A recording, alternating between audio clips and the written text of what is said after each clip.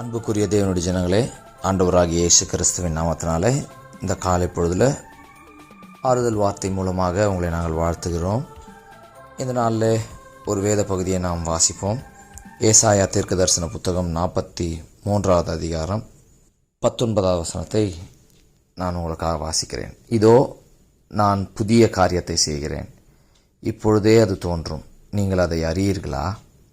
நான் வனாந்திரத்திலே வழியையும் அவாந்திர வெளியிலே ஆறுகளையும் உண்டாக்குவேன்.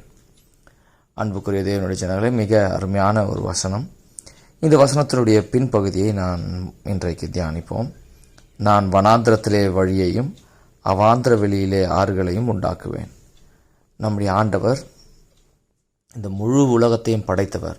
அவர்னால் இல்லாத ஒன்றிலிருந்து ஒன்றை உருவாக்க முடியும். அவ்வளவு வல்லமை படைத்த ஆண்டவர்.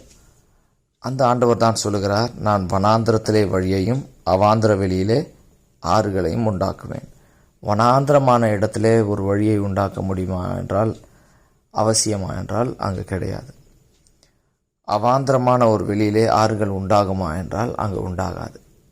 எங்கு முடியாது, நடக்காது, ஆகாது என்கிற ஒரு சூழல் இருக்கிறதோ அந்த இடத்திலே ஆண்டவர் ஒரு அற்புதங்களை செய்வார். நீங்கள் இந்த இடத்துல என்னுடைய வாழ்க்கை இப்படியாக இருக்கிறது, இது மாறுமா என்கிற கேள்வியோடு நீங்கள் இருக்கலாம். எனக்கு வேலை கிடைப்பதற்கு இதற்கு மேல் சாத்தியம் இல்லை, என்னிடத்தில் பணம் இல்லை வேலை வாங்குவதற்கு, இப்படி அநேக காரியத்தை குறித்து நீங்கள் சொல்லிக் கொண்டிருக்கிறீர்களா? ஆனால் ஆண்டவருடைய வார்த்தை சொல்லுகிறது, வனாந்திரத்திலே வழியையும் அவாந்திர வெளியிலே ஆறுகளையும் உண்டாக்குவேன். மருத்துவர்கள் இப்படியாக சொல்லிவிட்டார்கள், உனக்கு குழந்தை பிறக்காது, இந்த நோய் குணமாகாது என்று அவர்கள் சொல்லிவிட்டார்களா? நீங்கள் கவலைப்பட வேண்டாம். வசனம் சொல்லுகிறது, வனாந்திரத்திலே வழியையும் அவாந்திர வெளியிலே ஆறுகளையும் உண்டாக்குவேன். இங்கு தொடர்ந்து ஆண்டவர் சொல்கிறார், நான் தெரிந்து கொண்ட என் ஜனத்தின் தாகத்துக்காக வனாந்திரத்திலே தண்ணீர்களையும் அவாந்திர வெளியிலே ஆறுகளையும் உண்டாக்குவதினால் காட்டு மிருகங்களும் வலு சர்ப்பங்களும் கோட்டான் குஞ்சுகளும் என்னை கனம் பண்ணும்.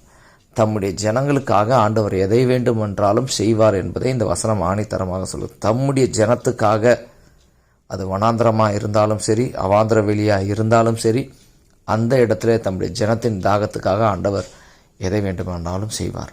ஆமாம் பிரியமானவர்களே, இந்த நாளில் உங்களுக்காக, நீங்கள் ஆண்டவருடைய பிள்ளையாக இருக்கிறதுனால, அவர் உங்களை தெரிந்து கொண்டதுனால, உங்களுக்காக இது நடக்காது, முடியாது என்கிற சூழ்நிலை இருந்தாலும் அவர் கண்டிப்பாக செய்வார். அந்த இடத்துல அவர் செய்வதை பார்த்து உங்களை சுற்றியுள்ளவர்கள் ஆச்சரியப்படுவார்கள். உங்களை எதிர்த்தவர்கள் அவர்கள் வாய் மேல் விரலை வைத்து பொத்திக் கொள்வார்கள். உங்களை விரோதித்தவர்கள் அவர்கள் வெட்கி நாணுவார்கள். அப்படிப்பட்ட அற்புதத்தை ஆண்டவர் உங்கள் வாழ்க்கையிலே செய்வார். கர்த்தர் தாமே உங்களை ஆசீர்வதிப்பாராக. ஆமென்.